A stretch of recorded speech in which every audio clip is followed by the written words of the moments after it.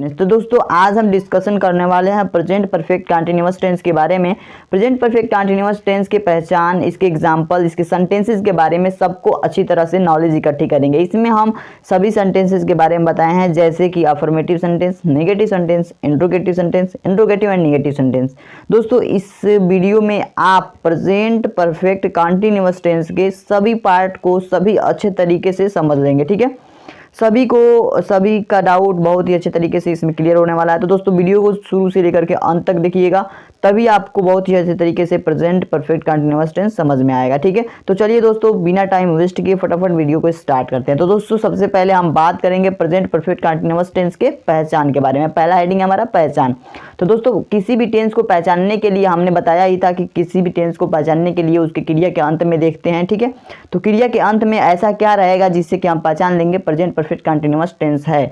दोस्तों अभी तक आपने प्रेजेंट टेंस के मैंने 3 भेद पढ़ा चुके हैं। ठीक है, 3 टाइप को मैंने पढ़ा दिया है, जैसे present indefinite tense, present continuous tense और प्रेजेंट परफेक्ट टेंस। अगर आप ये तीनों टेंस नहीं पढ़े हैं तो लिंक डिस्क्रिप्शन में है, आप वहाँ से जा करके अच्छे तरीके से पढ़ सकते हैं, जिससे आपको ये वीडियो बहुत ही अच्छे तरीके से समझ में आएगी। ठीक है, मैंने जितने भी बेसिक नॉलेज है उसमें मैंने बता दिया, इंट्रोडक्शन भी ऑलरेडी दे चुका हूँ टेंस के बारे में। तो दोस्तों वहाँ पे जा करके आपको वीडियो देखना बहुत ही ज़रूरी है। ठीक है, तो आज हम बात करने वाले हैं present perfect tense, present perfect continuous tense के बारे में, जो प्रेजेंट टेंस का चौथा टाइप है, लास्ट टाइप है प्रेजेंट टेंस का। उसके बाद हमें पास्ट टेंस पे चलना है, उसके बाद फ्यूचर टेंस पे पढ़ेंगे। ठीक है, तो दोस्तों चलिए हम इसकी पहचान को पढ़ते हैं। देखिए सबसे पहले इसकी पहचान के बारे में बात करें तो जिस हिंदी वाक्य के क्रिया के अंत में रहा है, रही है, रहे हो, रहा हूँ आता है तथा इस तरह के वाक्य में यदि समय भी दिया होता है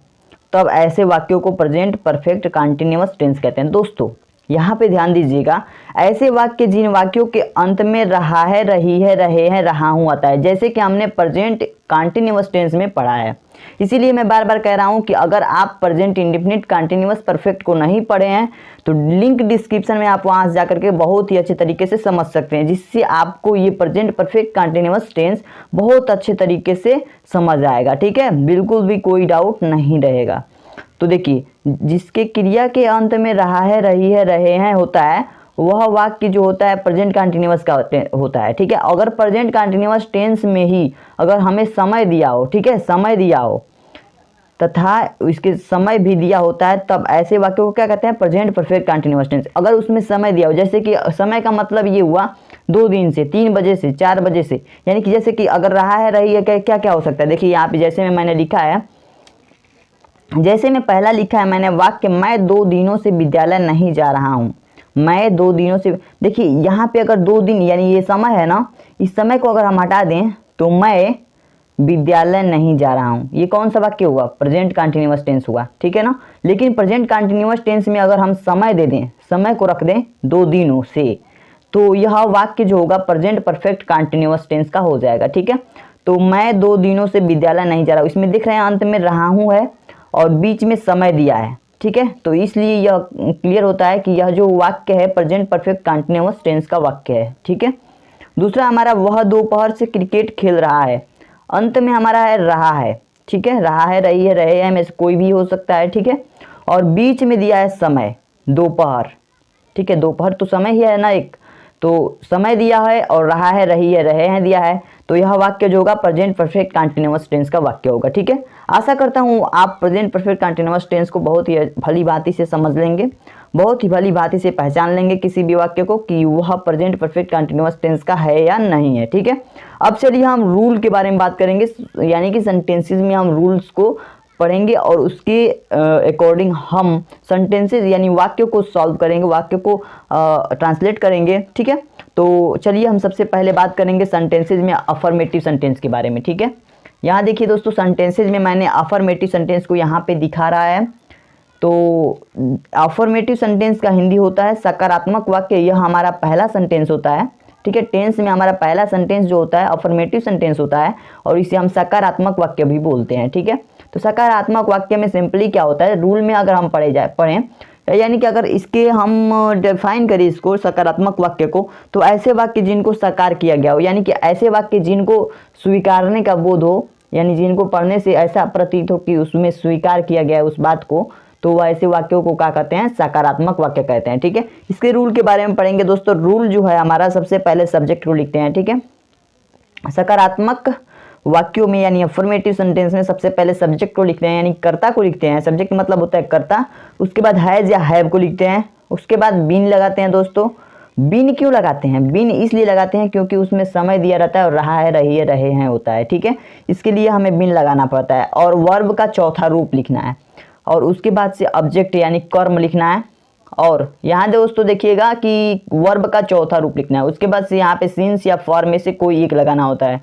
सिंस या फॉर में से कोई एक लगाना होता है। कब सिंस लगाएंगे, कब फॉर लगाएंगे, इसके बारे में भी हम डिस्कशन करेंगे अभी।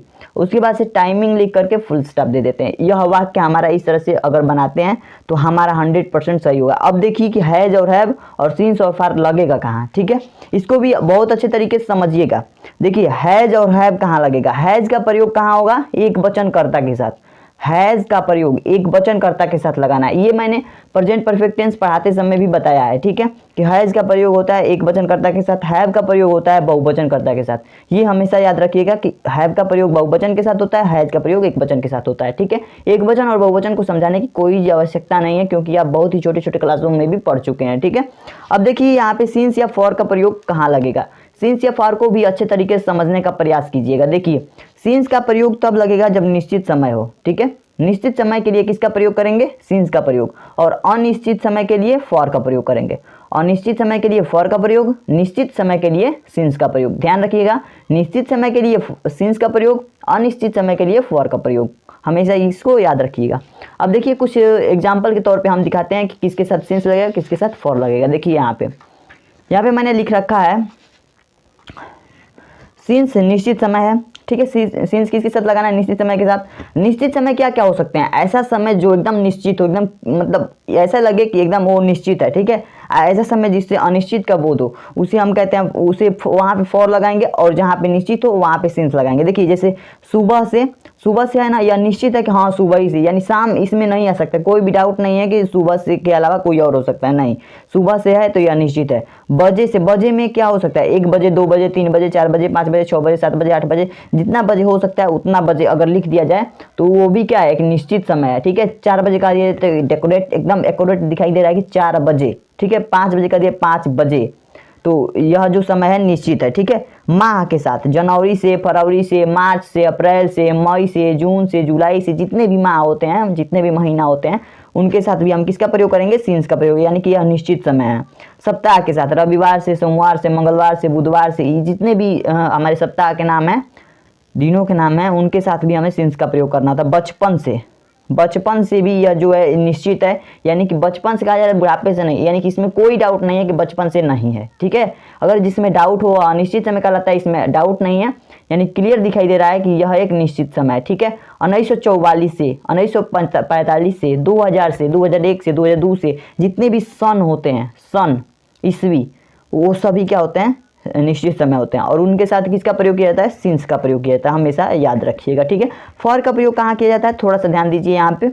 2 दिन से, 3 दिन से, 4 दिन से, 5 दिन से, यह एक निश्चित समय नहीं है। 2 दिन कहीं भी आ सकता है। 2 दिन तीसरे सप्ताह में भी आ सकता है, दूसरे सप्ताह में भी आ सकता है। 2 दिन अगले महीने में भी आ सकता है, दूसरे महीने में भी, यानी कि इसमें डाउट है कि कभी भी आ सकता है। ठीक है, यानी यह एक निश्चित समय नहीं है, निश्चित नहीं है, अनिश्चित है। ठीक है, तो इसके साथ भी हमें फॉर का प्रयोग करना होता है। 1 घंटे से, 2 घंटे से, 3 घंटे, यह कभी भी आ सकता है, यानी कि 2 घंटा इसके बाद भी आ सकता है, इसके पहले भी हो सकता है 2 घंटा। ठीक है, तो इसलिए यह अनिश्चित समय है। महीनों से, 2 महीनों से, 3 महीनों से, यह भी जो है अनिश्चित है। 1 सप्ताह से, 2 सप्ताह से, अतः यह सभी क्या है? अनिश्चित है। इसके साथ हमें क्या इसका प्रयोग करना होता है? फॉर का। यहाँ देखिए वर्षों से, सालों से, 2 सालों से, 3 सालों से, 4 सालों से, 5 सालों से, इसके साथ भी हमें फॉर का प्रयोग करना होता है, क्योंकि हमें क्लियर नहीं है कि कौन से सालों से। ठीक है, अगर वही किया रहा था कि 2025 से, 2030 से, तो उसके साथ हम सिंस लगाते, और वर्षों से कह दिया, सालों से कह दिया, 2 सालों से, 3 सालों से, 4 सालों से, तो इसके साथ हमें फॉर का प्रयोग करना होगा। ठीक है, अब देखिए यहाँ पे, हाँ यहाँ पे समझ रहे होंगे कि सालों से, यानी कि वही बात हुई। ठीक है, तो इसलिए यहाँ पे हमें फॉर का प्रयोग करना होता है, और जो निश्चित होते हैं उनके साथ सिंस का प्रयोग करना होता है। आशा करता हूँ सिंस और फॉर में डिस्कशन आपने और डिफरेंसेस बहुत ही अच्छे तरीके से समझ लिया होगा। ठीक है, तो चलिए हम और भी सेंटेंसेस को पढ़ते हैं बहुत अच्छे तरीके से। पहले तो हम अफर्मेटिव सेंटेंस के कुछ एग्जाम्पल आपको बता दें ताकि आपको क्लियरिफाई हो जाए। ठीक है, तो चलिए कुछ एग्जांपल्स को भी सॉल्व करते हैं। अफर्मेटिव सेंटेंस के कुछ एग्जांपल हैं जिनके साथ सिंस और फॉर और हैव में से कोई भी लगाना है, तो इसको हम समझ लेते हैं कुछ एग्जांपल के तौर पे। ठीक है, कुछ भी किसी का भी यूज़ करना है, हम इस एग्जांपल को बहुत अच्छे तरीके से समझाने का प्रयास करेंगे जिससे आपका कोई डाउट न रहे। देखिए पहला जो हमारा एग्जाम्पल है, श्याम 4 दिनों से किताब पढ़ रहा है। इसको ट्रांसलेट करेंगे हम, श्याम 4 दिनों से किताब पढ़ रहा है। तो देखिए सबसे पहले हमें सब्जेक्ट बनाना है। हमने स्ट्रक्चर में यानी रूल में लिखा भी था, सबसे पहले हम सब्जेक्ट बनाना है। सब्जेक्ट क्या है? श्याम। तो सबसे पहले श्याम की अंग्रेजी बनाएंगे श्याम, बन गया श्याम। ठीक है, श्याम। उसके बाद से अगर कर्ता एक वचन होगा यानी श्याम अगर एक वचन है तो इसके साथ हैज का प्रयोग करेंगे। अगर श्याम बहुवचन है तो इसके साथ हमें हैव का प्रयोग करना होगा। ठीक है, अगर श्याम, तो यहाँ पे हम समझ रहे हैं कि श्याम क्या है? एक वचन है। अगर बहुवचन रहता तो हैव का प्रयोग करते, अगर एक वचन है तो हैज का प्रयोग करेंगे। ठीक है, तो श्याम हैज। उसके बाद हमें बीन लिखना है, श्याम हैज। अब बीन अपने आप ही लिख देना है, बीन। उसके बाद से वर्ब का चौथा रूप लिखना है। तो वर्ब क्या है? पढ़ रहा। तो रीड मीन्स क्या होता है? पढ़ना। और चौथा रूप हम जानते हैं कि आईएनजी लगा देते हैं, क्रिया में आईएनजी लगा देते हैं, वही हमारा चौथा रूप कहलाता है। ठीक है, श्याम हैज बीन रीडिंग। अब हमें ऑब्जेक्ट लिखना है, क्या पढ़ रहा है? किताब पढ़ रहा है, रीडिंग बुक। अब हमें सिंस या फॉर में से कोई लगाना है। तो देखिए यहाँ पे समय जो दिया है 4 दिनों से दिया है, तो जो 1 दिन 2 दिन 3 दिन है, यह क्या है? एक अनिश्चित समय। तो अनिश्चित समय के लिए हमें फॉर लगाना होता है। तो सिंस या फॉर में से हम क्या लगा देंगे? फॉर लगा देंगे। और उसके बाद से 4 दिनों का लिख देंगे, फॉर 4 डेज। ठीक है, तो इस तरह से जो हमारा वाक्य होगा दोस्तों बहुत ही अच्छे तरीके से हम लोग बना लेंगे जिससे हमारे वाक्य में कोई भी गलती महसूस या दिखाई नहीं देगी। ठीक है, अगला हमारा जो वाक्य है, हम लोग 4 बजे से प्रार्थना कर रहे हैं। हम लोग 4 बजे से प्रार्थना कर रहे हैं। सबसे पहले हमें कर्ता की अंग्रेजी बनानी है, यानी हम लोगों की अंग्रेजी बनाएंगे तो वी होगा। हम लोग बहुवचन है तो इसके साथ हम हैव का प्रयोग करेंगे। उसके बाद से हमें बीन लिखना है। ठीक है, अपने आप ही बीन लिख देना। उसके बाद वर्ब का चौथा रूप लिखना है, प्रार्थना कर रहे हैं। प्रार्थना करना का अंग्रेजी होता है प्रे। तो प्रेइंग माने हो जाएगा प्रार्थना कर रहे हैं, क्योंकि हमें वर्ब का चौथा रूप लिखना है और वर्ब में अगर आईएनजी लगा देते हैं तो वही वर्ब का चौथा रूप कहलाता है। ठीक है, तो वी हैव बीन प्रेइंग। अब क्या लिखना है दोस्तों? यहाँ पे समय को देख करके सिंस या फॉर में से कोई एक लगाना है। तो बताइए 4 बजे से है तो यह एक निश्चित समय है या अनिश्चित समय है? यह एक निश्चित समय है। हम जानते हैं कि 4 बजे से यह क्या है? यह एक निश्चित समय है। निश्चित समय है तो इसके लिए हम सिंस का प्रयोग करेंगे, सिंस का, फॉर का नहीं। We have been playing since कितने बजे से? 4 बजे से, 4 o'clock। ओक्लाक हमने इसलिए लिखा क्योंकि यहाँ पे बजे है और बजे की अंग्रेजी होती है ओक्लाक। और 4 है तो 4 हमने लिख दिया। ठीक है, उसके बाद से हम बिंदी दे देंगे, हमारा वाक्य कंप्लीट हो जाएगा। अगला हमारा जो उदाहरण है, एग्जाम्पल है, उसी हम देखते हैं। अगला एग्जाम्पल है, तुम सब 2 घंटों से दौड़ रहे हो। तुम सब 2 घंटों से दौड़ रहे। सबसे पहले हमें सब्जेक्ट लिखना होता है। सब्जेक्ट हमने लिख दिया यू मतलब होता है तुम सब। ठीक है, उसके बाद यू के साथ अगर ये बहुवचन है तो हमें हैव लगाना है, यू हैव। उसके बाद तुरंत बाद हमें बीन लिख देना है। उसके बाद वर्ब का चौथा फॉर्म। ठीक है, तो दौड़ना क्या हो? रन मिस दौड़ना होता है। चौथा फॉर्म का मतलब होता है आईएनजी लगा देना। लेकिन यहाँ पे अगर रनिंग लिखा जाए तो यह आईएनजी केवल लगाने से यह गलत हो जाता है। ठीक है, यहाँ ध्यान दीजिएगा। इसको हम रनिंग में डबल एन लगा देते हैं, RUNNING। ठीक है, तो रनिंग हो गया, यू हैव बीन रनिंग। अब दोस्तों यहाँ पे क्या लिखना है? तुम सब 2 घंटों से दौड़ रहे हो। यू हैव बीन रनिंग, तुम लोग दौड़ रहे हो। ठीक है, इतना हो गया। 2 घंटों से है तो यहाँ पे क्या लगेगा? यह एक अनिश्चित समय है तो यहाँ पे हम फॉर लगाएंगे, फॉर 2 आवर्स। ठीक है, आवर्स मीन्स होता है घंटों, तो घंटों हमने लिख दिया। अगर 1 घंटा रहता तो केवल आवर लिखते। ठीक है, 2 आवर्स लिख दिए। यहाँ पे हमें तो जितने भी वाक्य थे वो कंप्लीट हो गए। ठीक है, अब चलिए हम बात करेंगे निगेटिव सेंटेंस के बारे में। तो आप सभी को जैसा कि हम बता दें, निगेटिव सेंटेंस वे सेंटेंस होते हैं जिससे वाक्य को नकारने का बोध हो। ठीक है, निगेटिव सेंटेंस जो होता है उसका हिंदी होता है नकारात्मक वाक्य। यह दूसरा सेंटेंस होता है टेंस में हम दूसरे सेंटेंस के रूप में इसे पढ़ते हैं और इससे हमें वाक्य में नकारने का बोध उत्पन्न होता है, यानी ना करने का, इसमें नहीं आता है वाक्यों में। तो इसके लिए जो रूल है हमारा, सबसे पहले सब्जेक्ट को लिखते हैं, बिल्कुल अफर्मेटिव के जैसे ही रूल होता है, बस इसमें हैव और हैज़ के बाद से हमें नॉट लगाने होते हैं, उसके बाद बीन लगाना होता है, उसके बाद वर्ब का चौथा रूप बिल्कुल वैसे ही, उसके बाद ऑब्जेक्ट, उसके बाद सिंस या फॉर में से कोई एक लगाना है टाइम के अकॉर्डिंग, उसके बाद से हमें टाइम लिख देना होता है। ठीक है, जो भी टाइम दिया होता है, सोमवार से मंगलवार से, सोमवार से सुबह से शाम से, ठीक है, जो कुछ भी दिया रहता है वो टाइम हमें लिख देना होता है। ठीक है, चलिए कुछ एग्जांपल के तौर पे निगेटिव सेंटेंस को भी समझने का प्रयास करते हैं। देखिए यहाँ पे जैसे कि निगेटिव सेंटेंस में हमने लिखा है, एग्जांपल में पहला है, हम लोग 2 बजे से आपकी प्रतीक्षा कर रहे हैं, नहीं कर रहे हैं, हम लोग 2 बजे से आपकी प्रतीक्षा नहीं कर रहे हैं, इसमें नहीं आया है, तो इससे हमें ये समझ में आ रहा है कि यह एक निगेटिव सेंटेंस है। ठीक है, निगेटिव सेंटेंस को बनाने के लिए हम इस रूल का प्रयोग करेंगे। इस रूल में सबसे पहले लिखा है कि सब्जेक्ट की अंग्रेजी बनाओ, सब्जेक्ट लिखो, तो सब्जेक्ट इसमें है हम लोग क्या है, बहुवचन है, तो सबसे पहले तो हम लोग की अंग्रेजी वी होगी, बना लिया। उसके बाद हैव या हैज लगाना है, तो हमने बताया था एक वचन के साथ हैज और बहुवचन के साथ हैव का प्रयोग करना है। तो वी क्या है, बहुवचन है, तो इसके साथ हमें हैव का प्रयोग करना है। ठीक है, वी हैव। उसके बाद नॉट लगाना है, नॉट लगा दिया। उसके बाद से बिन लगाना है, बिन लगा दिया। उसके बाद से हमें वर्ब का चौथा रूप लिखना है, तो वर्ब क्या है, प्रतीक्षा करना, तो प्रतीक्षा करना का अंग्रेजी होता है वेट, और चौथा रूप उसका हो जाएगा वेटिंग। वेट मतलब इंतजार करना या प्रतीक्षा करना, उसमें आईएनजी लगा देंगे, इसका चौथा रूप हो जाएगा। ठीक है, we have not been waiting. उसके बाद ऑब्जेक्ट लिखना है, ऑब्जेक्ट क्या है, आपकी, तो यू लिख देंगे, आपकी प्रतीक्षा। ठीक है, we have not been waiting you. अब उसके बाद सिंस या फॉर में से कोई एक लगाना है, तो 2 बजे से क्या है, यह एक निश्चित समय, तो निश्चित समय के लिए हमें सिंस लगाना होता है। ठीक है, सिंस। अब 2 बजे से है तो 2 o'clock, 2 o'clock। ठीक है, यहाँ पे हमें क्लियर हो गया।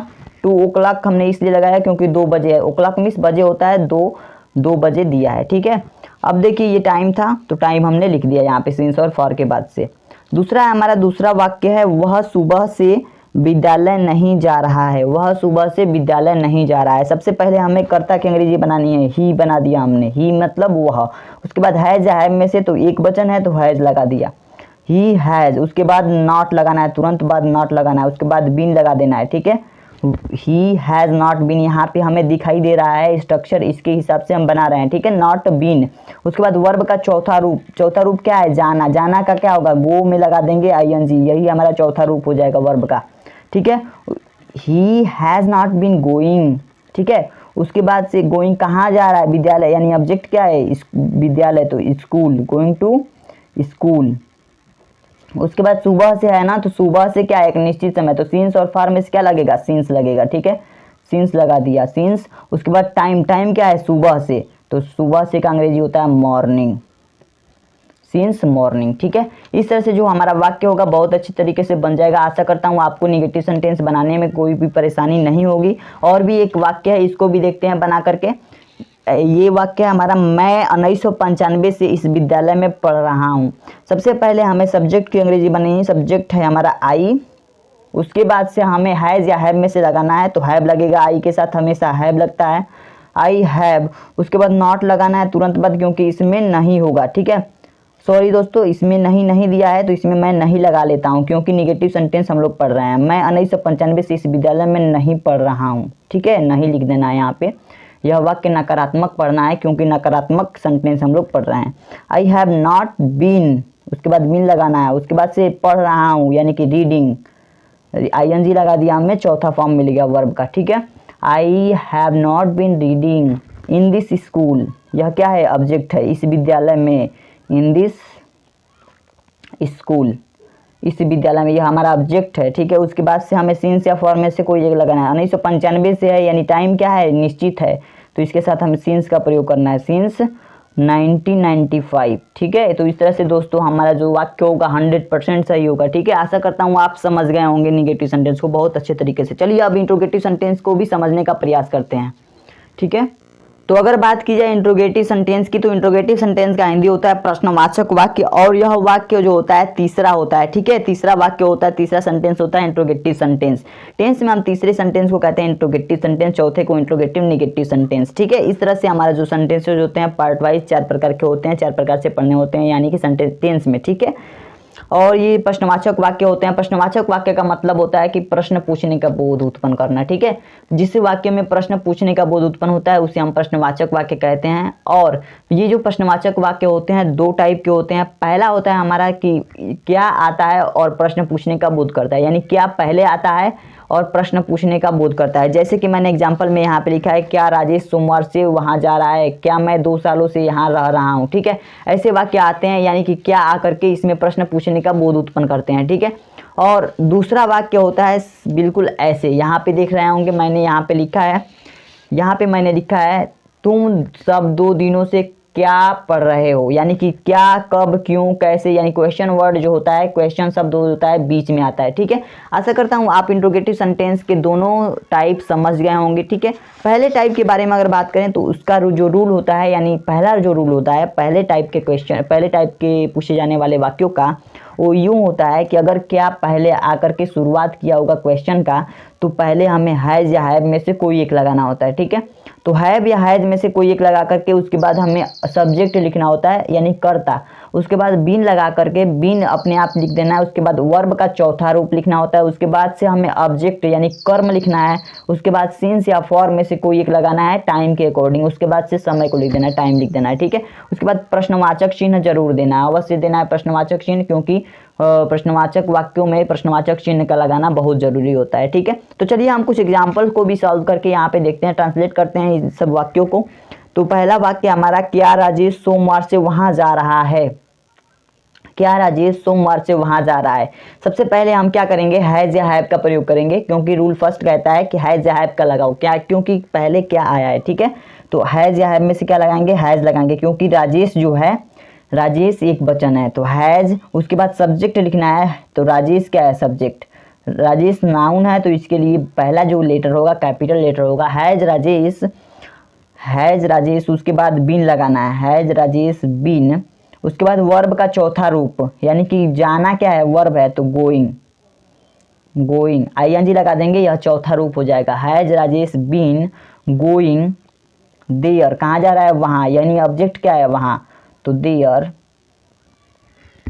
सिंस या फॉर लगाना है, अब समय के अकॉर्डिंग हमें सिंस या फॉर लगाना है, सोमवार से है ना तो सिंस लगाएंगे, क्योंकि सोमवार से क्या है, निश्चित है, तो सिंस के बाद से हमें क्या लिखना है ना, मंडे, क्योंकि सोमवार से है। ठीक है, तो यह जो समय है इसको हमें अंत में लिख देना है, उसके बाद प्रश्नवाचक चिन्ह दे करके यह वाक्य जो होगा हमारा कंप्लीट हो जाएगा। अगला वाक्य हमारा इसी में का एग्जाम्पल है, अगला, क्या मैं 2 सालों से यहाँ रह रहा हूँ। इस वाक्य को भी बनाएंगे इस रूल के हिसाब से। ठीक है, सबसे पहले हमें हैज़ या हैव में से कोई एक लगाना है, तो सब्जेक्ट मैं है तो इसके लिए हम हैव लगाएंगे। ठीक है, हैव, उसके बाद सब्जेक्ट तुरंत बाद लिखेंगे तो हैव आई, आई मतलब होता है मैं, उसके बाद बीन लगाना है, हैव आई बीन, उसके बाद से वर्ब का चौथा रूप लिखना है, रह रहा हूँ, यानी कि लिव मतलब होता है रहना, आईएनजी इसमें लगा देंगे तो लिविंग हो जाएगा, और यह हमारा वर्ब का चौथा रूप हो जाएगा। ठीक है, I have I been living, अब यहाँ पे यानी यहाँ रह रहा हूँ ना तो यही हमारा ऑब्जेक्ट है, लिविंग हियर।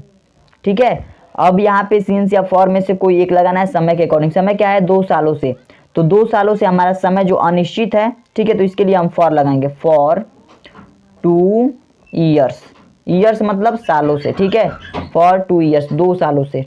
अब यहाँ पे प्रश्नवाचक चिन्ह दे देना है। ठीक है, इसलिए हमारा वाक्य अब जो होगा कंप्लीट हो जाएगा, 100% हमारा वाक्य सही होगा। इस तरह से अगर आप करते हैं, यानी रूल के हिसाब से अगर आप सेंटेंस को बनाते हैं और मीनिंग सही से लिखते हैं, तो आपका सेंटेंस कोई भी गलत नहीं कर सकता है, इंग्लिश ट्रांसलेशन में कोई गलत नहीं कर सकता है। ठीक है, अब चलिए हम बात करने वाले हैं इसके रूल सेकेंड के बारे में। ठीक है, रूल सेकेंड जो हमारा है, मैंने यहाँ पे लिखा हुआ है, रूल सेकंड में क्या करना होता है, सबसे पहले यानी रूल सेकंड के वाक्य कैसे आते हैं, बीच में क्या, कब, क्यों, कैसे, यानी कि इसमें क्यों आ गया है। ठीक है, तो ऐसे वाक्य में जो प्रश्नवाचक शब्द होते हैं बीच में आते हैं। ठीक है, और प्रश्न पूछने का बोध करते हैं, तो ऐसे जो रूल होते हैं इनको सेकंड मान करके हम इस तरह से लिखे हैं कि सबसे पहले क्वेश्चन वर्ड की अंग्रेजी बनाना है, QW मतलब क्वेश्चन वर्ड, क्वेश्चन वर्ड।